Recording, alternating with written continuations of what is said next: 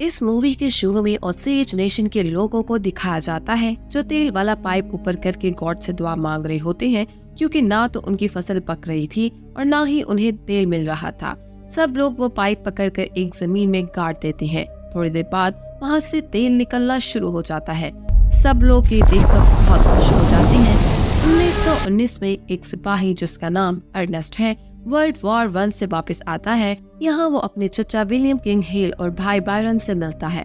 चचा hello Ernest से कहता है कि मैंने तुम्हें यहाँ एक खास काम के लिए बुलाया है।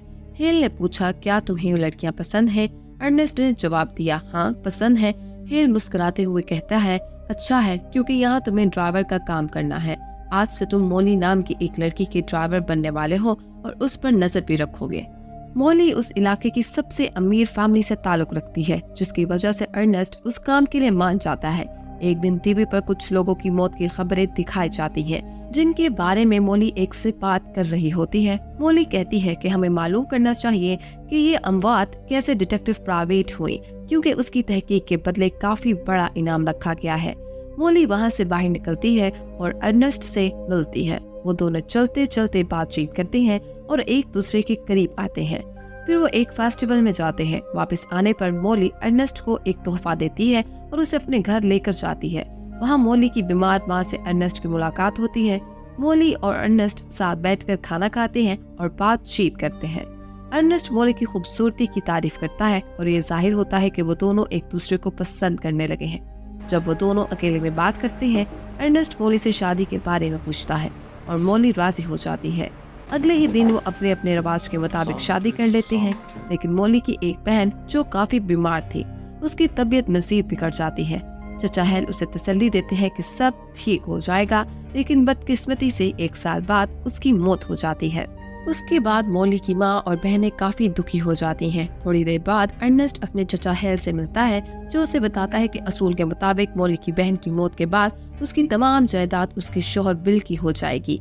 हेल मजीद कहता है कि अगर बिल को मार दिया जाए तो ये जायदाद मोली को मिल जाएगी, और क्योंकि मोली को जायदाद की जल्दी है, इसलिए हमें उसकी तमाम बहनों को भी मारना होगा ताकि सारी जायदाद हम हासिल कर सकें। दूसरी तरफ मोली अपनी माँ की देखभाल करने लगती है। उसकी माँ अक्सर शिकायत करती है कि व्हाइट लोगों के साथ रहने से कुछ अच्छा नहीं हो रहा और हमारे लोगों की जानें जा रही है। उसकी माँ की बातें सुनकर मोली परेशान हो जाती है। इसी दौरान अर्नेस्ट अपने भाई को मोली की बहन के साथ शहर भेजता है ताकि वो जायदाद का फायदा उठा सके, लेकिन अगले दिन अर्नेस्ट और हेल को बुलाया जाता है और जब वो वहाँ पहुँचते हैं तो उन्हें मोली की बहन की लाश मिलती है, जो किसी ने बेरहमी से मारकर फेंक दी थी। हेलो गाइस, मैं हूँ प्रीशा और आप देख रहे हैं प्रीशा एक्सप्लेन्ड चैनल। ये वीडियो आपको कैसी लगी आप लाइक करके जरूर बताइएगा। अगर आपकी कोई फेवरेट मूवी है जिसको आप एक्सप्लेन करवाना चाहते हैं तो उसका नाम भी हमें कमेंट में जरूर बताइएगा, और चैनल को जरूर सब्सक्राइब कर लीजिएगा ताकि जो वीडियो आपकी फरमाइश पर हम अपलोड करें तो उसका नोटिफिकेशन भी आपको मिल सके। उसके बाद अगले दिन एक बड़ी मीटिंग होती है, जहां कहा जाता है कि जैसे ही हमारा कारोबार बढ़ा है, वैसे ही व्हाइट लोगों की मुदाखलत भी बढ़ गई है।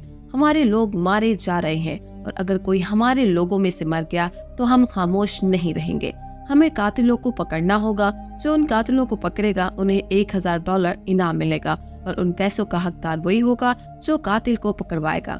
चचा हेल ऐलान करते हैं कि वो $2000 इनाम देंगे जो कातिल को पकड़ाएगा, और उस ऐलान पर सब लोग तालियां बजाते हैं। इस दौरान अर्नेस्ट अपने चचा से मिलता है और एक और खबर आती है कि एक और आदमी की मौत हो गई है।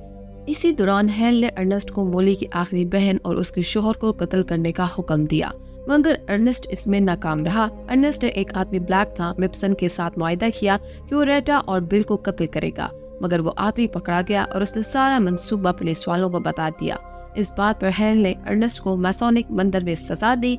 हेल मकामी सियासी बॉस था और मकामी जजेस उसके कंट्रोल में थे, इसलिए कोई तहकीकात नहीं की गई। फिर ओसेज कौम के नुमाइंदे बारने को वाशिंगटन में कांग्रेस से मदद लेने के लिए भेजा गया, लेकिन उसे वहां कत्ल कर दिया गया। एक एक करके उसके सारे बंदे मरते जा रहे थे और ये सब परेशान थे कि आखिर उनका कातिल कौन है। मोली ने खुफिया तौर पर एक निजी जासूस विलियम की मदद ली ताकि तहकीकात हो सके, लेकिन अर्नेस्ट और बायरन ने विलियम को मारा, पीटा और उसे भगा दिया। उसके बावजूद मोली ने उम्मीद नहीं छोड़ी और कोशिश जारी रखी कि हकीकत सामने आ सके। अब कहानी में ट्विस्ट आता है। हर अर्नेस्ट अब हेनरी को कत्ल करने की प्लानिंग करता है और शुरू में उसे ओसेज में लाया था। हेल और अर्नेस्ट ने हेनरी को कत्ल करके उसे खुदकुशी का रंग देने की मंसूबाबंदी की, लेकिन शूटर हेनरी को सर के पीछे से गोली मार देता है और बंदूक उसके हाथ में रखने में नाकाम रहता है, जिससे ये कत्ल लगता है। वहाँ के लोग इस ताज़ा तरीन कत्ल के नतीजे में शहर छोड़ने लगते हैं। हेल ने अर्नेस्ट को एक बार फिर मोली के आखिरी बहन रेटा और उसके शोहर को कत्ल करने का हुक्म दिया। कुछ ही दिनों बाद बिल के घर पर एक धमाका होता है, जिसमें वो और उसकी बीवी दोनों मर जाते हैं। अब सिर्फ मोली अकेली रह जाती है। हेल और अर्नेस्ट के प्लान के मुताबिक मोली अपने खानदान के तमाम हकूक की वारिस बनती है। दोस्तों, मोली को भी शुगर होती है और बाकी बीमारियां भी होती हैं। तो एक दिन हेल ने अर्नेस्ट को मोली की इंसुलिन में जहर देने का कहता है। इस दौरान मोली दूसरे मुल्क के सदर से तहकीकात की दरख्वास्त करती है और बताती है कि हमारे बंदे कत्ल हो रहे हैं और हमें कातिल का भी पता नहीं है। सदर तहकीकात करने के लिए राजी हो जाते हैं और अगले दिन अपने एजेंट तहकीकात के लिए भेजते हैं। वो जल्दी से हकीकत मालूम करते हैं। वो एजेंट सदर को बताते हैं कि उन्होंने कैल्सी नाम के आदमी को कत्ल की रात घर में दाखिल होते हुए देखा था। अगले दिन कैल्सी गिरफ्तार हो जाता है और जब उसे तहकीकात करते हैं तो वो पूरा सच बता देता है। दोस्तों, यहाँ हम समझ जाते हैं कि कत्ल के पीछे हेल था। जब हेल को ये पता चलता है तो वो जल्दी से अपनी प्रॉपर्टीज को सेल करने की कोशिश करता है ताकि शहर से निकल सके। हेल ब्लैक था, मिसपन को बैंक डकैती का कहता है और पुलिस को भी बता देता है ताकि ब्लैक मारा जाए, लेकिन ब्लैक गिरफ्तार हो जाता है और एजेंटों को बताता है कि उसे अर्नेस्ट ने रेटा और उसके शोहर को कत्ल करने के लिए पैसे दिए थे। हेल अपने ही हिटमैन को कत्ल करने की कोशिश करता है, लेकिन सदर हेल और अर्नेस्ट को गिरफ्तार करा लेता है।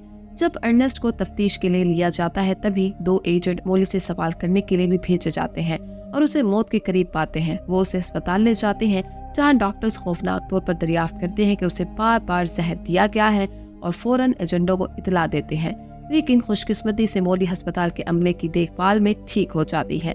एजेंट अर्नेस्ट को कायल करने की कोशिश करता है कि वो इतराफ करे और अपने चचा के खिलाफ गवाह बने। हेल के वकील अर्नेस्ट को कायल करने की कोशिश करते हैं कि वो कहे कि उसे तशद्दुद का निशाना बनाया गया है और वो अपने बयान वापस ले ले। पहले तो अर्नेस्ट इतराफ नहीं कर रहा होता, लेकिन जब उसकी एक बेटी काली खांसी से मर जाती है तो वो अपने चचा के खिलाफ गवाही देता है, ये मानते हुए कि उसने अपने बाकी फैमिली के साथ वहाँ रहना चाहिए। ठीक होने के बाद मोली अर्नेस्ट से मिलती है, लेकिन जब वो जहर देने की बात तस्लीम नहीं करता तो वो उसे छोड़ने का फैसला करती है। कहानी कई साल बाद आगे बढ़ती है। एक रेडियो शो पर चीफ उस केस की पूरी कहानी का खुलासा पेश करते हैं। बताया जाता है कि हेल और अर्नेस्ट को पहले उम्र कैद की सजा हुई थी, लेकिन उन्हें कुछ सालों बाद रिहा कर दिया गया। उनकी रिहाई का मकसद उन्हें बेहतर इंसान बनाना था, मगर लोगों ने उनकी रिहाई के खिलाफ शदीद एहतजाज किया, चूँकि वो उम्र रसीदा हो चुके थे और 87 साल की उम्र में उनकी मौत हो गई। अर्नेस्ट के भाई को भी थोड़ी सजा के बाद आजाद कर दिया गया। अपनी सजा पूरी होने के बाद मोली ने अर्नेस्ट को तलाक दे दी और तीसरी शादी कर ली। वो 50 साल की उम्र में शुगर की वजह से वफात पा गई। कहानी का इख्तिताम एक फेस्टिवल प्रोग्राम पर होता है, जहाँ सब लोग खुशी से डांस कर रहे होते हैं। अब गाँव में अमन है और सब लोग एक हैं। यहाँ पे मूवी खत्म हो जाती है। Thanks for watching and don't forget to like our YouTube channel.